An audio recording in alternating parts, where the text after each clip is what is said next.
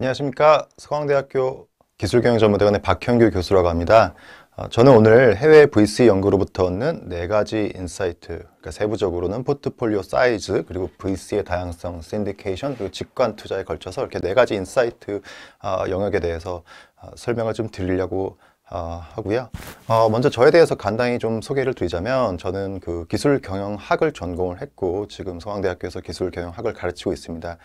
세부 전공으로는 이제 기업가 정신을 공부를 했었고, 또 이제 작년부터는 벤처 캐피탈리스트들에 대해서 이제 열심히 좀 공부를 하고 있는 연구자이자 또 교수입니다. 그래서 이제 작년부터 벤처 캐피탈리스트 분들을 이제 공부를 좀 하고 또 이제 논문도 많이 관련된 논문도 많이 읽고 하면서 이제 그 부분에 대해서 좀 정리를 해서 오늘 말씀을 드리려고 하고요. 무엇보다도 이렇게 좋은 기회 주셔서 먼저 감사드린다는 말씀 드리고 시작하도록 하겠습니다. 예, 다음 장 넘겨주시면 감사하겠습니다. 그래서 목차는 크게 이제 2가지입니다. 첫 번째로는 이제 벤처 캐피탈리스트 논문의 동향에 대해서 제가 나름 이제 분석한 것을 여러분들께 간단히 말씀을 드리고요. 네, 두 번째로는 이제 그렇게 이제 분석한 결과를 토대로 여러 가지 주요 연구 결과 중에서 4가지 핵심적인 연구 결과를 여러분들께 설명을 좀 간단히 드리고 오늘 이렇게 강의를 진행하도록 하겠습니다. 네, 다음 장 넘겨주세요. 네, 그 벤처 캐피탈리스트라는 그 주제로 논문을 쓰는 연구들이 있습니다. 이렇게 생각보다 이제 별로 많지 않다라고 생각하시는 분들도 계시고요. 아니면은, 의외로 많을 것 같다라고 생각하는 분들도 계신데요. 지금 1990년부터 2022년까지 약 한 30년에 걸쳐서 소위 이제 우리가 말하는 SCI급 논문들로만 추렸을 때 약 한 1342개 논문이 지금까지 출판이 되었습니다. 이렇게 우측에 나와 있는 이 그래프를 볼 것 같으면 특히나 이제 2000년도 이후, 2000년대 초 닷컴 버블 이후에 이 VC 논문이 뚜렷한 상승세를 보이고 있는 것을 알 수 있겠고요. 최근 10년간으로만 이렇게 국한해서 볼 것 같으면 연평균 71.7건의 논문이 출판되고 있습니다. 물론 이제 여기 있는 논문들은 다 이제 기본적으로 영어로 쓰여진 해외 논문이고 그 중에서 이제 좀 소위 좀 퀄리티가 괜찮은 논문들로 추렸을 때 얘기이고요. 그래서 대표적인 저널로는 뭐 더 많긴 하겠지만 지금 여기 나열한 것처럼 Small Business Economics라든지 Journal of Business Venturing, Strategic Entrepreneurship Journal, 또 Journal of Corporate Finance, Journal of Small Business Management 같은 이런 5개 정도 저널들에서 대표적으로 이제 벤처 캐피탈리스트 연구들이 많이 수록되어 있는 것을 저희가 알 수 있고요. 다음 장으로 넘겨주시면 감사하겠습니다. 저희가 이제 1342개 SCI급 지난 한 22년간의 논문을 대상으로 처음에 이제 제가 이제 문서 단어 행렬을 먼저 만들어 봤습니다. 그래서 이렇게 한 이유는 이제 VC 논문의 네트워크 분석을 좀 하고자 한 거였고요. 그래서 다큐멘텀 매트릭스를 만든 다음에 이걸 가지고 이제 유사도 분석을 코사인 시뮬러리티라는 그 어떤 기법으로 했을 때 최소 5개 정도의 이제 군집, 논문이 이렇게 묶여져 있는 군집이 발생하는 것을 알 수 있었습니다. 그래서 이 각 군집에 대해서 조금 더 부연을 드리자면 다음 장에 나와 있습니다. 네, 크게 이제 5가지 그 논문 이제 네트워크 이제 군집이 나오는데요. 첫 번째로는 이제 VC 분들의 이제 투자 성향에 대해서 다루는 논문들이 이렇게 쫙 한 덩어리가 이렇게 군집으로 형성이 되어 있습니다. 그래서 이렇게 예시로는 클래식 벤처 캐피탈리스트 그리고 최근에 이제 모던 벤처 캐피탈리스트의 투자 성향적인 차이를 다루는 논문들도 있겠고요. 네, 이 부분은 이따가 좀 자세히 말씀을 드리기로 하고 또 두 번째 이제 초록색 이렇게 쫙 모여 있는 논문들은 이제 그 벤처 캐피탈 투자와 관련된 이제 제도에 대한 그런 연구들 그리고 제도가 얼만큼 이렇게 잘 보완이 되어 있을 때 얼만큼 많은 벤처 캐피탈 투자가 활성화를 보이느냐 뭐 이런 논문들이 있겠고요.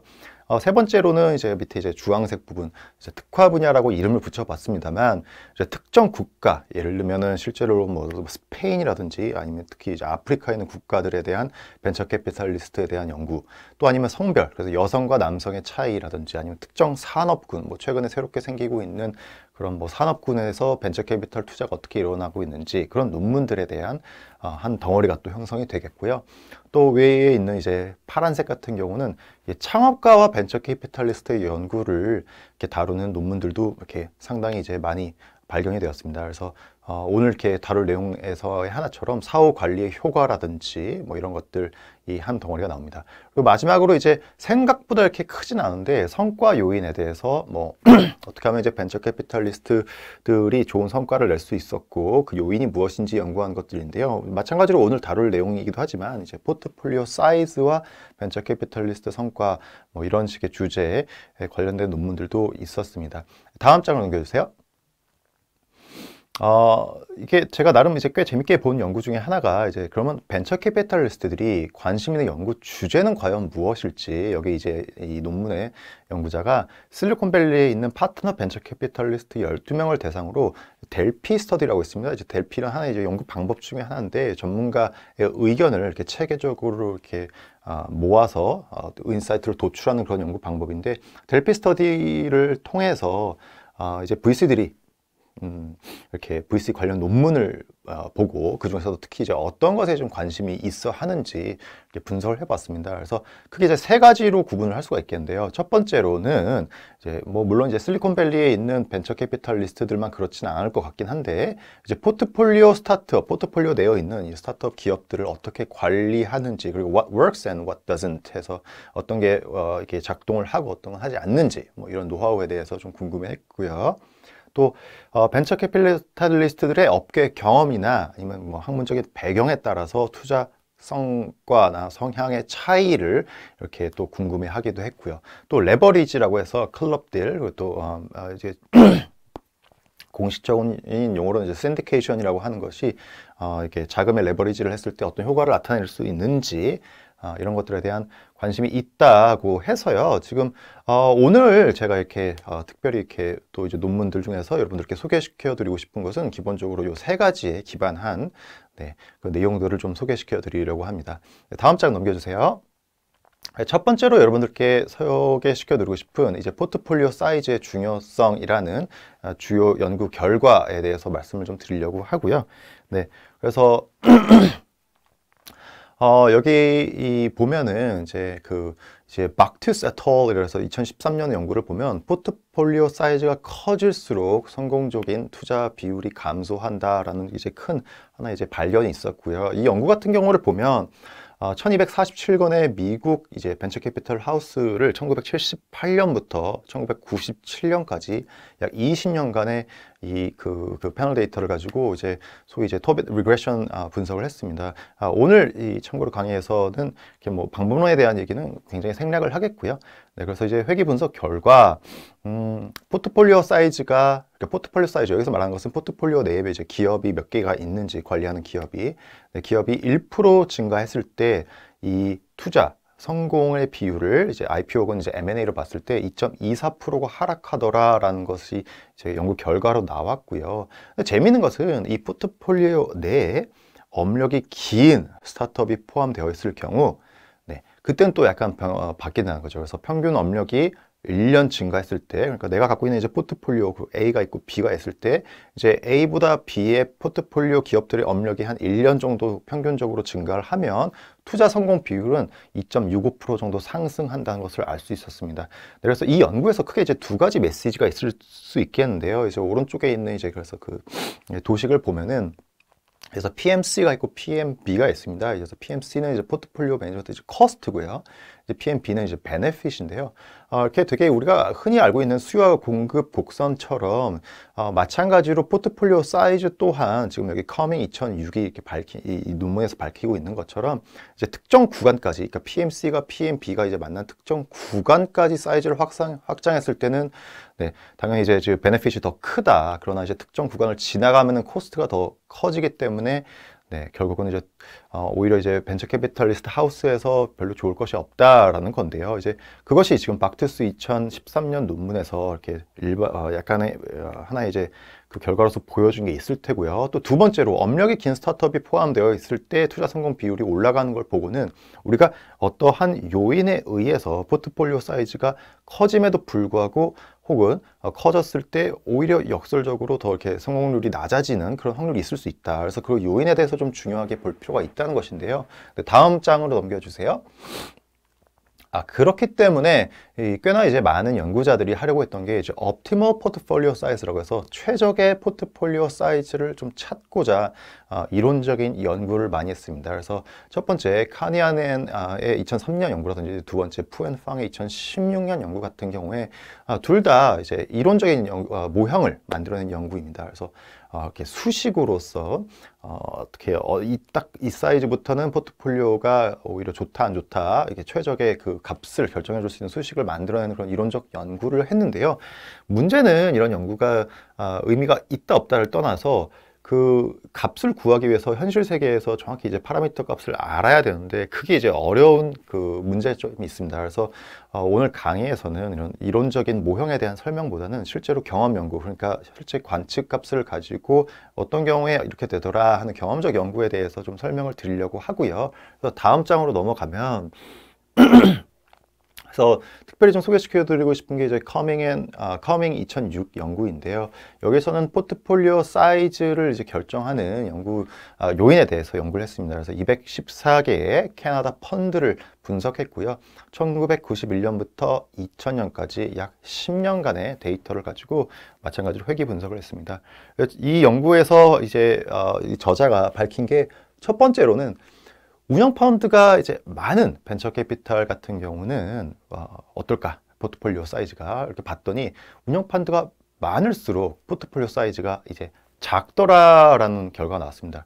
그래서 그 뒤에 보면은 지금 운영적인 펀드 수가 한 개 사실 저건 오타인데요. 이제 한 개 증가하면 포트폴리오 사이즈의 평균 14개가 감소하더라라는 것입니다. 그러니까 A라는 회사가 있고 B라는 회사가 있는데 A 회사가 갖고 있는 포트폴리오, 이제 펀드 수가 있고 또 B 회사가 갖고 있는 펀드 수가 있는데 B 회사가 갖고 있는 펀드 수가 한 개 더 증가를 했을 경우에 A 회사보다 그때 B가 갖고 있는 포트폴리오 사이즈는 그러니까 그 안에 이제 기업이 평균 이제 14개씩이나 감소를 하더라라는 것인데요. 해석 같은 경우가 사실은 더 재미가 있고 중요하겠죠. 그래서 해석 1은 운영 펀드가 많은 벤처 캐피탈리스트는 이 사후 관리 즉, 이 기업을 이렇게 발굴하고 투자 결정을 내리고 나서 어떤 그 실질적인 도움을 주는 사후 관리보다는 펀드 레이징에 더 많은 시간과 노력을 투자하더라라는 이제 해석이 나올 수도 있습니다. 실제로 이제 제가 이제 지난 한 1년 동안 우리나라에서 이제 벤처 캐피탈리스트 분들을 만나 뵙고 공부하고 인터뷰를 하면서 들었던 얘기 중에서 상당히 죄송합니다. 인상 깊었던 얘기 중에 하나는 어떤 분들은 이런 말씀을 하시더라고요. 그 벤처 캐피탈리스트들의 업의 이 본질 자체가 특히 이제 임원급에는 딜 소싱도 중요하지만 정말 중요한 거는 그 LP 영업, 즉 이 펀드 레이징이다라는 말씀을 해주신 분들이 꽤 있었습니다. 그렇기 때문에 실제로 여기 해석처럼 그 펀드 레이징에 많은 시간과 노력을 투자하다 보면은 자연스럽게 이제 포트폴리오를 구성하고 이 안에서 이렇게 잘 사후 관리를 할 수 있는 그 여력이 줄어들기 때문에 아무래도 포트폴리오 사이즈가 펀드가 많은 경우에는 더 작아질 수 있다라는 해석이 있을 수 있겠고요. 반대로 해석 2번 같은 경우는 운영 펀드가 많은 VC는 이제 파이낸싱, 즉 딜을 소싱을 하고 거기다 이제 검토를 해서 투자를 하는 그런 단계보다는 오히려 역설적으로 사후 관리에 더 많은 투자를 하기 때문에 그러니까 갖고 있는 포트폴리오 수를 좀 적게 하고 사후 관리를 아주 많이 하기 때문에 그 포트폴리오 사이즈가 오히려 적지 않나. 그리고 그렇게 열심히 또 사후 관리를 해서 좋은 성과가 나기 때문에 또 그 당연히 이제 선순환 효과로서 그 차후에 펀드 레이징도 더 잘할 수 있지 않나. 이런 해석 두 번째가 있었습니다. 다음으로 넘어가겠습니다.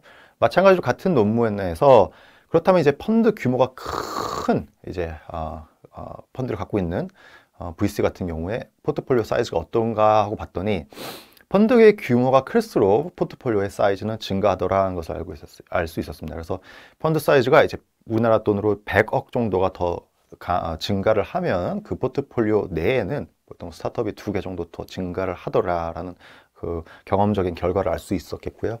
두 번째 그 다음 넘어가서 이제 심사위원이나 매니저가 많은 벤처 캐피탈 그 펌 같은 경우에는 마찬가지로 이제 매니저가 많을수록 포트폴리오 사이즈가 증가하더라는 것을 알 수 있었습니다. 연구에서는.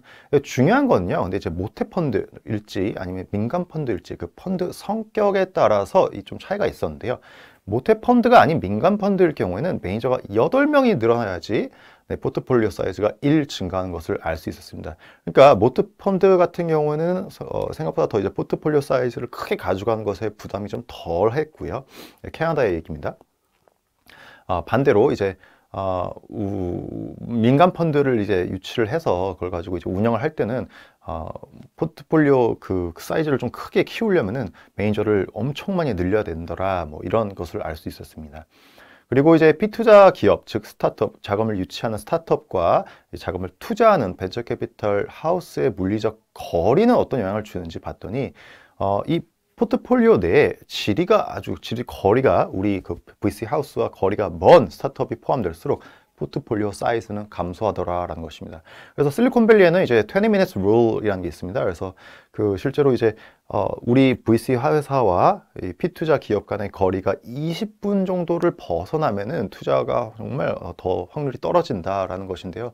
그래서 미국 같은 이제 정말 이제 그 면적이 큰 나라에서는 이 지리적 거리를 굉장히 중요시 한다라는 것을 또 이 논문에서 알 수 있었습니다. 다음 장으로 넘어가 주세요. 네, 클럽 딜 비율도 이제 포트폴리오 사이즈에 큰 영향을 주더라라는 것인데요. 클럽 딜 비율이 10% 증가를 하게 되는 경우에는 네, 포트폴리오 내 기업이 2.5개가 감소를 하더라. 사실 개인적으로 저는 이게 좀 의외였습니다. 왜냐하면 이제 클럽 딜을 하게 되면은 우리가 여러 가지 이제 리스크를 서로 이제 분산도 할 수 있고 또 책임을 같이 나눠서 할 수 있기 때문에 아무래도 포트폴리오 내 기업 사이즈가 더 늘어날 거라고 생각했습니다. 근데 의외로 이 연구에서는 2.5개를 감소하더라라는 것을 알 수 있었는데요. 네, 이 저자의 해석에 따르면 이 프리 라이딩의 문제라든지 또 뭐 이런 거 있지 않습니까? 이제 그 리드 투자자는 처음에 들어가고 그다음에 이제 후속 투자자 같은 경우는 클럽들에서 팔로원 때 같이 들어갔는데 당연히 정보 불균형의 문제가 발생할 수밖에 없고요. 거기서부터 발생하는 이제 대리인 비용, 에이전시 커스트 같은 경우가 이제 증가를 하기 때문에 오히려 클럽 딜을 할 때 이 포트폴리오 사이즈를 크게 안 가져가더라라는 그런 것을 이 연구에서는 알 수 있게 되었습니다. 이제 이 연구에서는 그 기술 기업이 포트폴리오 내에 있는지 그리고 얼마나 있는지에 따라서 포트폴리오 사이즈가 변화하는 것도 좀 추적을 해봤습니다. 그래서 기술 기반 기업 중에서도 바이오나 헬스 같은 라이프 사이언스 기업이 있을 경우에 포트폴리오 내에서 이 10% 정도 그게 이제 더 증가를 하게 되는 경우에는 포트폴리오 사이즈도 0.1 증가하더라라는 것을 저자들은 발견했습니다. 반면에 이제 기술 기업이라 하더라도 바이오나 헬스처럼 그런 기업이 아니라 다른 테크놀로지 그 기업일 경우에는 그 포트폴리오 사이즈 내에서 그런 기술 기업이 10% 정도 증가하면 포트폴리오 사이즈는 1 감소를 하더라라는 것을 알 수 있었는데요. 해석이 꽤 재밌습니다. 이 소위 이제 회수 기간, 기대 회수 기간 차이에 따라서 포트폴리오 사이즈도 변화할 수밖에 없다는 건데요. 그래서 이거를 그 영어식 표현으로 이제 VC Investment Horizon이나 아니면 Time to Exit이라고 이제 이 저자들이나 다른 저자들이 보통 부르는데요. Time to Exit이 굉장히 이제 긴 바이오나 헬스 같은 기술 기업이 내 포트폴리오에 있을 경우에는 포트폴리오 사이즈를 조금 더 크게 가져가는 경향이 있고 반대로 이제 기대 회수 기간이 좀 짧은 기업들이 더 많을 경우에는 포트폴리오 사이즈가 오히려 좀 적게 되더라 이런 적게 되더라라는 것인데요.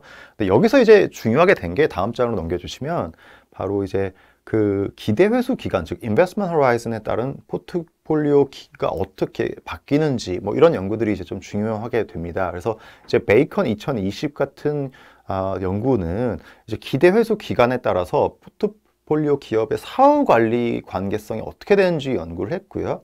그래서 112개의 프랑스 벤처 캐피털리스트 하우스를 분석을 했고요. 여기서 이제 두 가지 핵심 변수를 저자가 이제 가져갔는데요. 첫 번째가 그 time to exit, investment horizon이라서 투자 후 회수까지 걸릴 것이라고 예상하는 기간이 하나가 있었고요.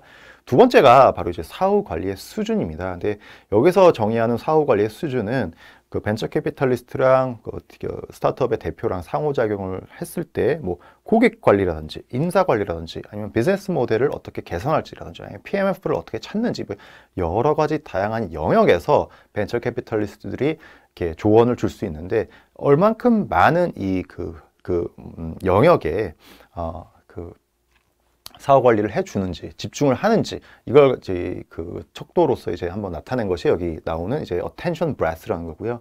이 두 가지의 관계를 봤을 때 여기 우측에 나와 있는 그래프처럼 사실은 이제 그 기대 회수 기간이 아주 길어질수록 벤처 캐피탈리스트들이 되게 더 적은 분야에 조언을 주더라라는 것을 알 수 있었고요.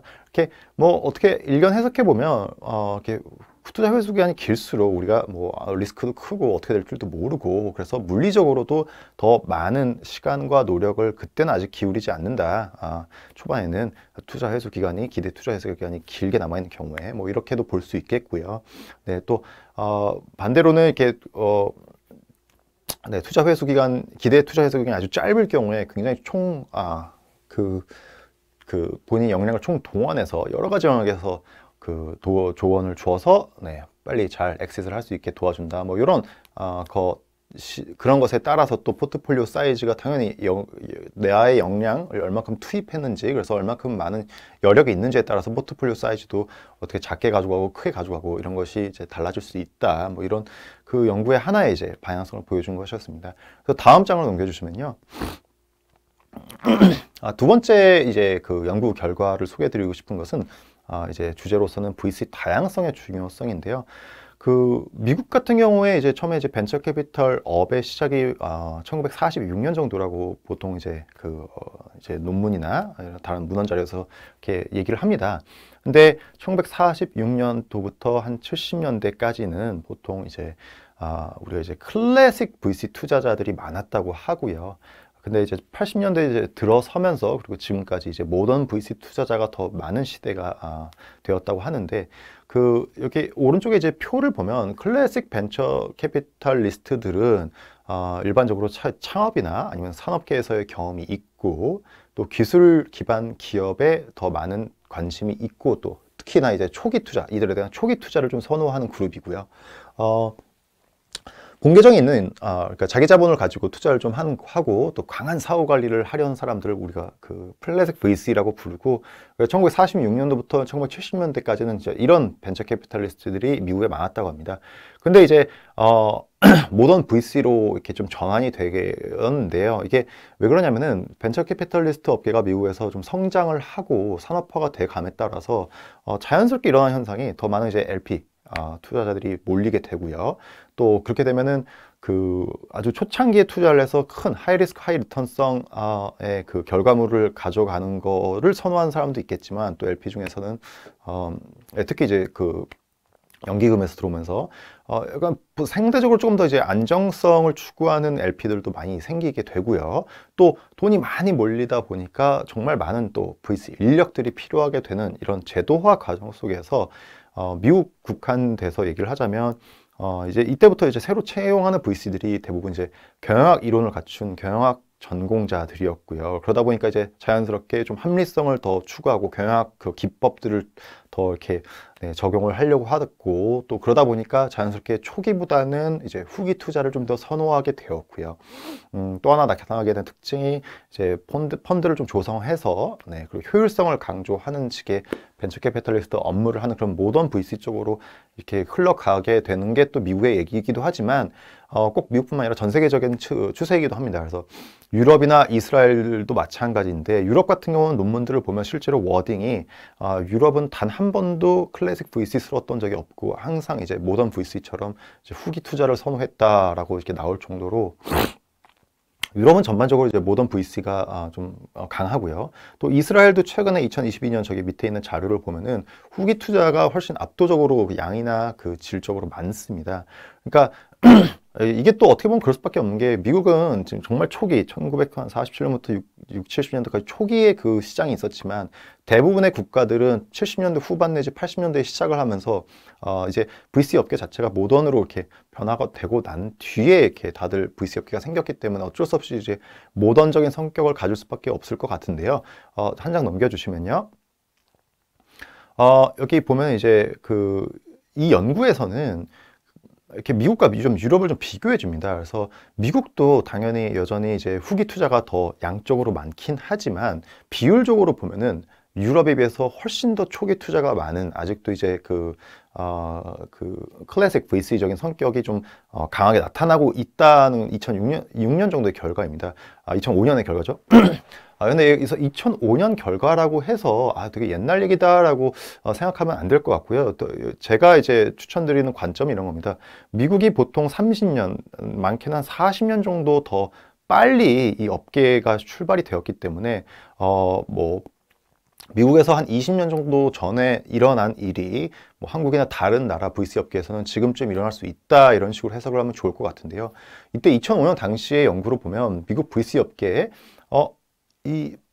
그 모던적인 VC가 많다, 갑자기 이제 또 클래식 VC들이 많아지는 그런 흐름이 있었습니다. 그래서 왜 그런가 하고 봤더니 이때 당시에 산업계 출신의 벤처 캐피탈리스트, 그리고 이공계 출신의 벤처 캐피탈리스트 채용이 굉장히 많았고요. 네, 그러면서 점점 이제 클래식 VC적인 서양이 다소 회복이 되었다라고 이 연구는 밝혔는데요. 사실 우리나라도 최근에 이제 비슷한 그 사례들이 좀 일어나고 있습니다. 그래서 실제로 그 위벤처스의 하태훈 대표님 같은 경우에 2019년 논문을 통해서 이렇게 밝힌 것을 보자면, 한국의 사례로 놓고 보면은 한국은 이제 이공계 출신이고 투자 경험이 많은 VC일수록 보통 이제 클래식 성향을 더 나타내더라라는 그런 결과를 발표했습니다. 하태훈 대표님께서. 근데 실제로 최근에 이제 제가 뭐 이렇게 만나 뵙는 VC 분들도 그렇고, 점점 이렇게 산업계에서 오신 분들도 많고, 또 그 이공계 출신 VC 분들도 많고요. 뭐 변리사 출신 분들도 많고요. 뭐 그러다 보니까 자연스럽게 우리나라도 후기 중심에서 조금 더 이제 그 초기 투자까지 이제 넓어지고 있는 그런 현상들이 보이고 있습니다. 그래서 VC 다양성이 사실은 이제 굉장히 이제 그 산업계의 건강을 위해서는 중요하다라는 연구 결과를 토대로 말씀을 좀 드리고 싶은 거고요. 다음에 넘어가 주시면요. 다음 장으로. 네, 이제 신디케이션의 중요성에 대해서 아주 간단히 좀 다루고 또 넘어가겠습니다.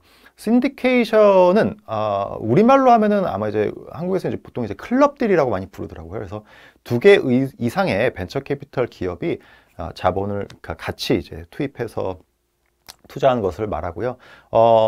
이게 뭐 신디케이션이라고 부르는 사람 경우도 있고, 아니면 신디케이시라고 하는 경우도 있고, 또 어떤 경우에는 같은 라운드에 이게 신디케이션이 일어나야지만 신디케이션이라고 보는 경우도 있고, 또 라운드 상관없이 팔로운 투자 때 들어와도 그래도 신디케이션이라고 보는 경우도 있는데, 어쨌든 이렇게 같이 우리식의 클럽 딜을 보통 이제 신디케이션이라고 부릅니다.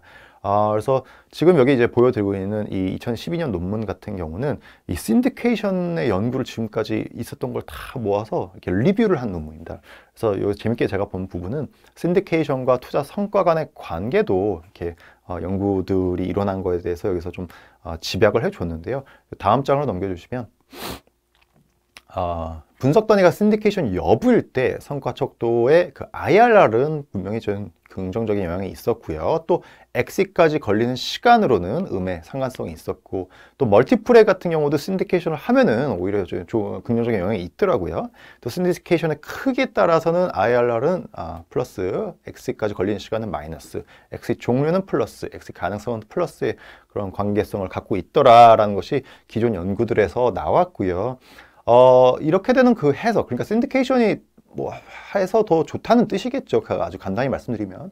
근데 그 해석에 대해서는 사실은 실무에 계신 여러분들께서 훨씬 더 잘 아실 텐데, 뭐 크게 한 4가지 정도의 이유를 제시를 하더라고요. 그래서 첫 번째로는 신디케이션을 만들면, 조직을 하면 여러 벤처 캐피털리스트 하우스들의 독자적인 자원을 활용해 줄 수 있겠고요. 또 두 번째로는 투자받은 기업, 그러니까 이 클럽 딜을 통해서 투자받은 기업은 아무래도 이제 업계에서 더 좋은 뭐랄까 입소문도 날 수 있겠고, 세 번째로는 우리가 이제 클럽 딜을 같이 들어간 파트너 VC들의 전문성에 대한 이해도도 증가하게 되고, 장기적으로 또 업무량이나 리스크 등의 분산 효과가 있기 때문에 아무래도 이제 신디케이션이 좋은 효과를 나타내더라라는 그런 해석이 있을 수 있겠는데, 다음 자료 넘겨주시면, 그 신디케이션 관련된 연구 중에서도 특히 이제 학연과 신디케이션의 관련성에 대한 연구도 나름 이렇게 재밌게 봤습니다. 그래서 뭐 혹시나 조금 그렇게 생각하시는 분들도 있을 것 같아요. 뭐 미국 같은 나라에서는 학연이 한국보다 상대적으로 덜 중요하다고 뭐 이렇게 생각하시는 분들도 있겠지만, 개인적으로 그리고 제가 제 주변 사람들과의 어떤 그 공감대를 통해서 생각하는 바는 미국 같은 경우가 사실은 어떻게 보면 학연이 한국보다 더 중요하면 중요했지 결코 덜 중요하지 않은데요. 그래서 이제 2013년 저기 위에 있는 논문 같은 경우는 이렇습니다. 그러니까 이 두 개의 벤처 캐피탈리스트 기업들이 만약에 같은 학교 출신의 매니저가 있는 경우에는 오히려 3배 정도 더 클럽 딜을 많이 하더라라는 것이고요. 그 밑에 있는 연구 결과도 이제 하버드 비즈니스 스쿨에서 하버드 경영대학 MBA 출신들의 VC들의 경향성을 봤더니 훨씬 더 이들끼리 더 클럽 딜을 조직했을 때 훨씬 더 많은 이제 그 펀드를 결성할 수 있더라. 뭐 이런 식의 내용들이 계속 나오고 있습니다. 그래서 미국 같은 경우에는 그 학연에 따른 신디케이션이 좀 더 적극적인 것 같고요. 또 그렇게 해서 나오는 성과가 또 무시할 수 없을 만큼 그 양의 상관성을 갖는 것 같습니다. 네, 다음 장으로 넘겨주세요. 네, 마지막으로 이제 논문의 그 주제 중에 하나인 그 직관 투자의 중요성에 대해서 여러분들께 좀 소개를 드리고자 합니다.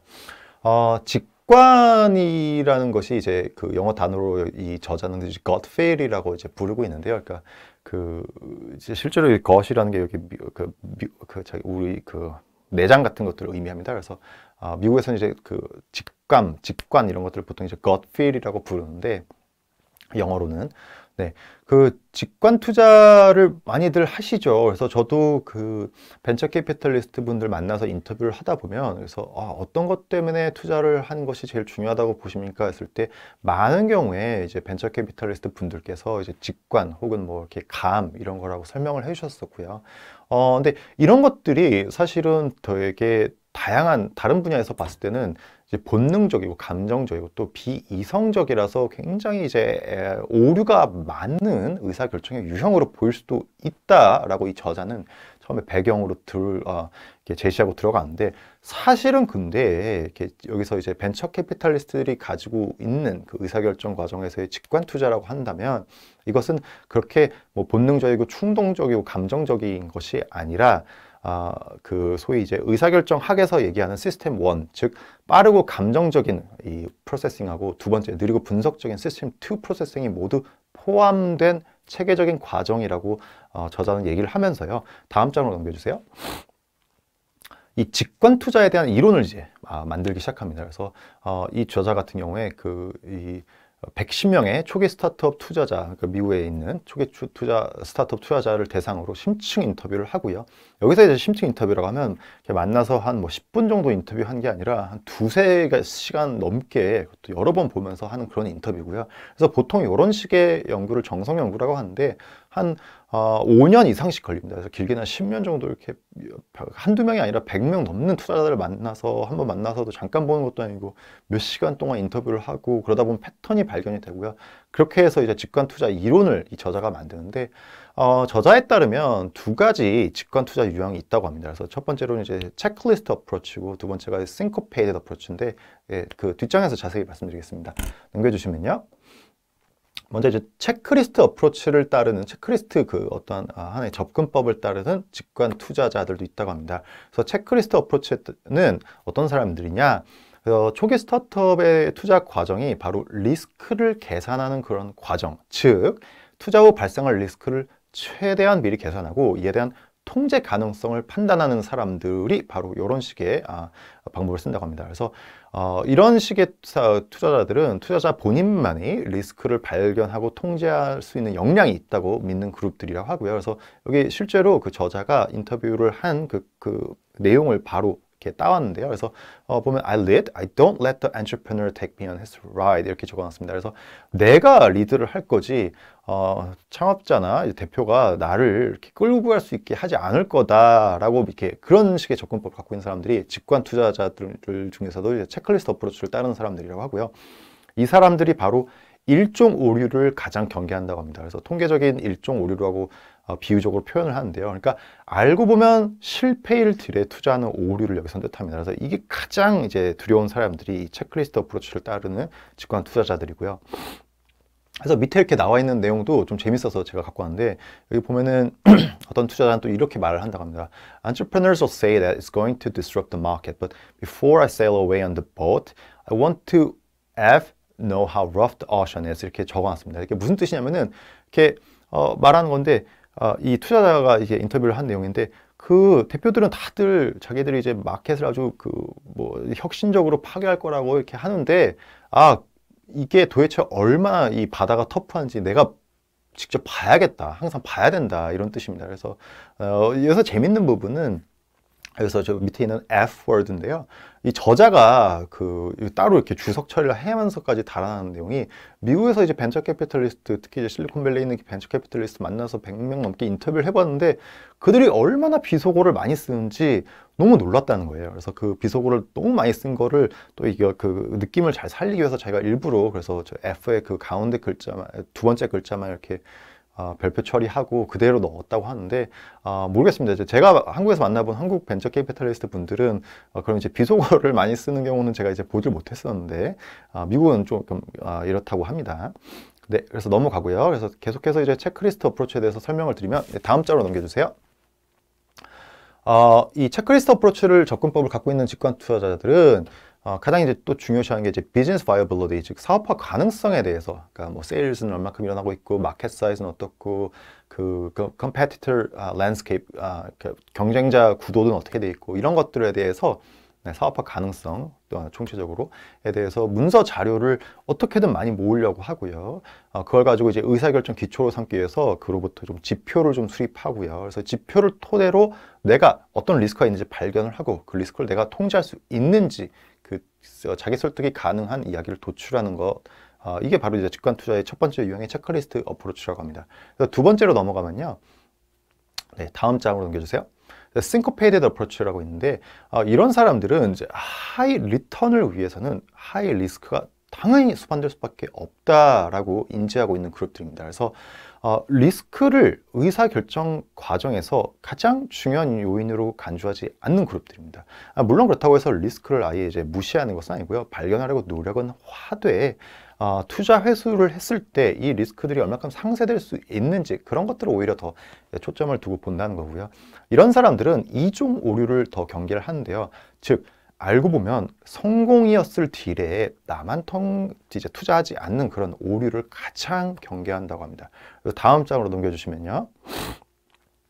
그래서 이런 직관 투자자들은 창업가 혹은 이제 대표를 투자 의사결정의 가장 중요한 요소로 간주한다고 합니다. 그래서 investing is about the who, 그러니까 누구에게 투자하느냐가 가장 중요하다고 이렇게 보는 그룹들이 있고요. 그래서 창업가 혹은 대표의 역량, 열정, 신뢰감, 몰입, 이런 것들을 평가하고 그 결과를 이제 의사결정의 기초로 삼는데, 그러다 보니까 자연스럽게 과거에 내가 투자했던 창업가와의 비교도 일어날 수밖에 없다고 합니다. 그래서 이 사람 내가 어디서 봤는데, 이런 열정, 이런 거 어디서 봤는데, 맞다, 내가 과거에 투자했던 그 사람하고 똑같은 느낌을 주는구나.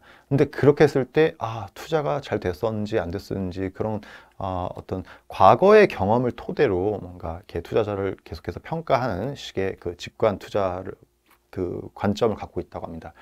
사실 이렇게 해서 두 가지 직관 투자 그 유형이 있고요. 다음 장을 넘겨주시면, 이 같은 저자가, 다음 장으로 넘겨주세요. 그 저자가 이 두 가지 직관 투자 유형이 결국은 뭐가 더 효과적인지도 실험을 해봤습니다. 그래서 90명의 초기 스타트업 투자자를 대상으로 직관 투자의 효과를 좀 실험을 했는데요. 그래서 이제 이 초기 스타트업 투자자 90명에게 비디오를 보여줍니다. 그래서 이게 이 창업가가 이제 피칭하는 9개의 이제 비디오고요. 이게 보고 나서 이 비디오를 보고 나서 창업가가 어땠는지, 어떻게 내가 긍정적인 인식을 갖게 되었는지 5점 이렇게 으로 평가를 하게 하고, 또 창업 아이템, 그러니까 비즈니스 바이어빌리티, 사업화 가능성에 대해서도 5점으로 평가를 하겠습니다. 그러고 나서 어떻게 되는지 보니까요. 다음 장으로 넘겨주세요. 실험 결과 뭐를 측정했냐면, 지금 내 비디오를 그 비디오 피칭을 본 그 창업가가 4년 후 생존 여부, 또 4년간 이제 직원 수가 얼마큼 성장했는지, 그리고 그 4년간 VC 투자를 유치를 했는지, 그리고 이제 저자가 홈런이라고 표현하는 그 10배 멀티플을 이렇게 돌려주는 그런 딜이었는지, 아니면은 IPO까지 가게 됐는지, 이런 홈런성에 대해서 봤는데, 이 90명의 VC들 중에서 창업가를 이렇게 창업가를 위주로 이 사람이 뭐 열정이 어떻고 이거 긍정적이다, 이런 거를 평가했을 때는 4년 후 생존 여부나 4년간 직원 수성장 또는 VC 투자 유치 여부를 이렇게 예측적으로 맞추지 못했는데 홈런을 실제로 했는지는 맞췄다는 거예요. 그리고 반대로 이제 사업화 가능성에 대해서 우리가 아까 체크리스트 어프로치에서 말했던 사업화 가능성을 주로 이렇게 평가를 했던 실험 군들은 다 예측을 모든 측면에서 실패를 했다고 하는 거죠. 그래서 이제 같은 직관 투자라고 하더라도 아까 syncopated approach에서 특히 이제 창업가를 위주로 그리고 이제 리스크는 당연하다고 여기는 그룹들 이쪽이 좀 더 이렇게 성과가 좋지 않나, 효과가 좋지 않나 이런 식의 사고 방식이라고 네, 이 연구에서는 그렇게 제안을 하고 있습니다. 그래서 네, 다음 장으로 넘겨주시면 지금까지 해서 제가 이제 그동안 이제 90년대 이후로 VC 논문들의 동향에 대해서 여러분들께 쭉 한번 추세로서 말씀을 드렸습니다. 그래서 네트워크 분석을 해보니까 한 5개 정도의 굵직굵직한 이 덩어리들이 있고, 물론 어떻게 이제 분류를 하냐에 따라서 더 많은 연구들 분류가 있을 수도 있겠고요. 네, 그 중에서도 그리고 VC 여러분들이 관심 있는 연구 주제를 통해서 오늘 기존에 있었던 연구들 중에서 좀 주요하다 싶은 연구 결과 몇 개를 제가 이제 추려서 소개를 시켜드렸습니다. 그래서 포트폴리오 사이즈에 영향을 미치는 것은 무엇인지, 또 VC 다양성이 왜 중요한지, 클럽들이 어떻게 좋은 영향을 주는지, 왜 주는지, 그리고 이제 직관 투자, 겉필에 기반한 투자의 중요성에 대해서도 말씀을 드렸고요. 제가 이렇게 실무자 분들께 강의를 하다 보면 한 가지 항상 느끼는 아쉬운 점이 조금 더 항상 구체적인 결과를 더 듣기를 바라시는 분들이 많으세요. 그리고 바로 이제 실무에 적용이 될 수 있는 그런 인사이트를 원하시는 분들이 많은데 사실은 이렇게 조금 더 연구는 일반적으로 구체적이기보다는 좀 더 추상적이고 더 이렇게 일반적일 수밖에 없긴 하죠. 그래서 그런 아쉬운 점이 있긴 하지만 사실 VC 연구에 있어서 더 중요한 점은 VC 연구를 할 때 필요한 이제 데이터들이 상당 부분 굉장히 이제 좀 폐쇄적으로 되어 있다라는 그런 겁니다. 그래서 이렇게 앞으로 좋은 기회가 있다면 여러분들도 이제 찾아뵙고 더 이렇게 더 오픈된 상황에서 여러분들 말씀 듣고 하다 보면은 저도 이렇게 더 좋은 이렇게 연구를 소개시켜 드릴 수도 있겠고요. 또 저도 지금 VC 연구를 열심히 하고 있는 중인데 더 양질의 연구를 만들어서 여러분들과 공유할 수 있는 그런 자리가 있으면 좋을 것 같습니다. 그래서 넘어가기 전에요. 참고 문헌은 뒷장에 이렇게 있으니까 혹시 강의 자료 이렇게 필요하시면 받으셔서 참고문헌 보시고요. 저는 지금 서강대학교 기술경영전문대학원에서 교수로 있는 박현규라고 하고요. 혹시나 이제 물어보고 싶은 거나 궁금한 점 있으시면은 여기 이메일 주소를 통해서 연락 주시면 성심성의껏 답변 드리겠습니다. 네, 이제 연말이 다가오고 있습니다. 네, 올 한 해 동안 이렇게 수고 많으셨고요. 또 네, 앞으로 좋은 기회를 통해서 여러분 직접 뵐 수 있는 그런 날이 왔으면 좋겠습니다. 네, 감사합니다. 서강대학교 박현규였습니다.